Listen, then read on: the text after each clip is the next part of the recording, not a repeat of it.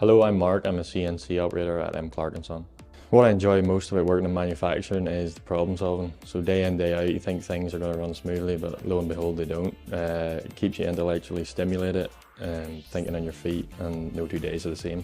The Manufacturing Academy was very useful to me as it gave me hands-on skills, increased my confidence with these skills and increased my confidence wholly as a person. What I liked about the Academy mostly was there was a chilled out vibe. You became quite close with your peers. No 2 days were the same and it was well structured. I would recommend the Manufacturing Academy to others because it allowed me to gain employment in the manufacturing industry. What I enjoy most about working at M. Clark & Son is the feeling of togetherness. You're made to feel more than just an employee. They hold a lot of mental health days, trips out, bonding, and it's a real chilled out atmosphere. What advice I would give someone who wants to start a career in manufacturing is firstly, research into the area of manufacturing you'd like to go into. Speak to somebody about a day in the life, learn the basics.